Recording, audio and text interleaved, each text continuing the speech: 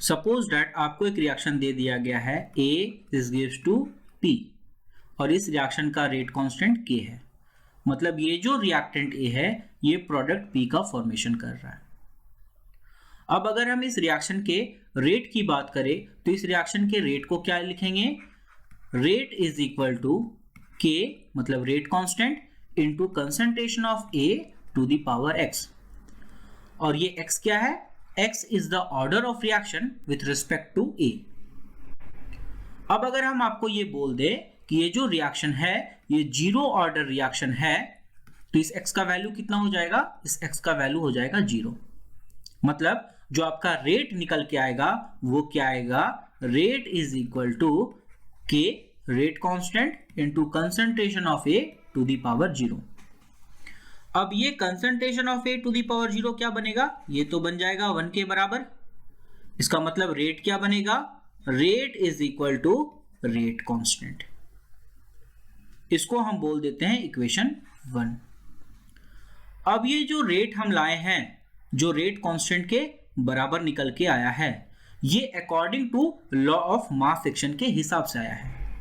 लेकिन अगर आपको ये बोल दे कि आप इस रिएक्शन के रेट को लिखो in terms of disappearance of reactant मतलब in terms of disappearance of A, तो आप क्या लिखोगे? आप लिखोगे rate is equal to minus dA बटा dt।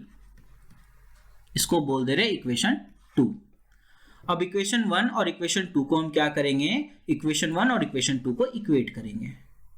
तो इक्वेट करने से हमारा रिजल्ट क्या आएगा? Minus dA by dt is equal to K।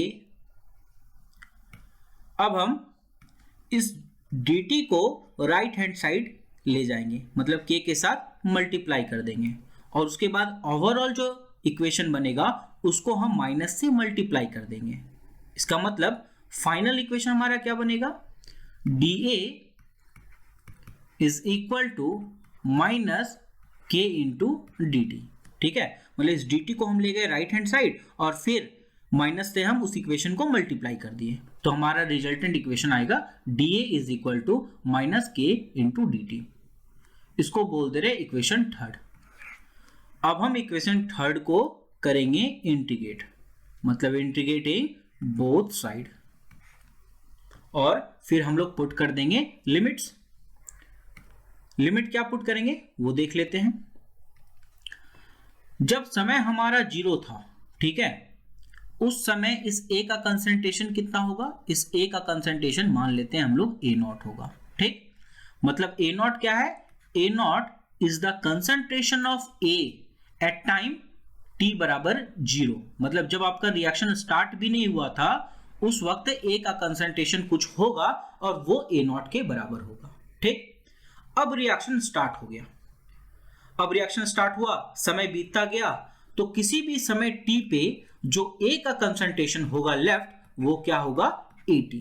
ठीक है, मतलब AT क्या है? AT is the concentration of A at time t। ध्यान से सुनिएगा, A0 इनिशियल कंसंट्रेशन है मतलब जब रिएक्शन स्टार्ट भी नहीं हुआ था t बराबर 0 और AT क्या है? AT is the concentration of A at time t मतलब किसी भी समय t पे।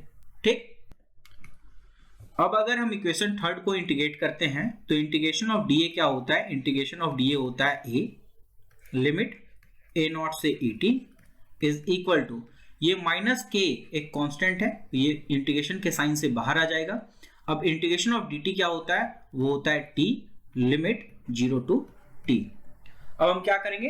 Upper limit minus lower limit put करेंगे मतलब इस a में एक बार AT पुट करेंगे फिर माइनस लिखेंगे फिर इस a में एक बार A0 पुट करेंगे। ठीक है, मतलब AT minus A0 is equal to minus K into t minus 0। अब यहां से AT क्या निकल के आएगा? AT निकल के आएगा A0 माइनस KT और ये जो एक्सप्रेशन निकल के आया